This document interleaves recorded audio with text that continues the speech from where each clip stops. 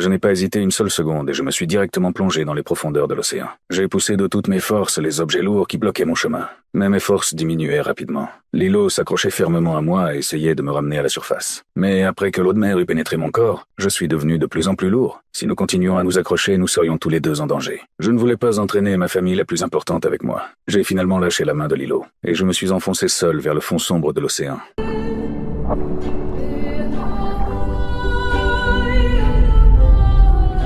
L'îlot n'a pas pu tenir plus longtemps non plus et a dû remonter à la surface pour respirer. À ce moment-là, Nani est arrivée à temps et l'a tiré sur la planche de surf.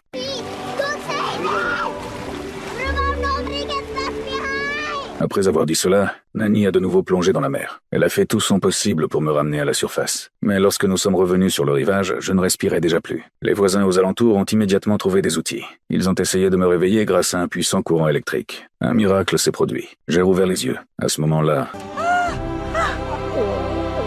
la grande conseillère de la Fédération Galactique est arrivée sur Terre. Elle était venue exécuter l'ordre de m'éliminer. Je ne voulais plus que ma famille soit blessée à cause de moi. Alors j'ai accepté volontairement la punition. L'îlot s'est immédiatement placé devant moi. My name Stitch. Stitch, then.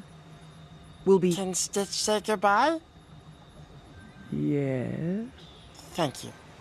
Moi et Lilo avons fait nos derniers adieux. La grande conseillère de la Fédération Galactique regardait les personnes qui m'entouraient. C'était la famille que j'avais trouvée, même si cette famille était très petite et qu'elle était loin d'être parfaite. Mais cet endroit était toujours rempli de chaleur. Elle a découvert un moi complètement différent. Tout ce qu'elle voyait devant ses yeux l'a profondément touchée. Finalement, elle a annulé l'ordre de m'éliminer et elle a décidé de me laisser vivre définitivement sur Terre.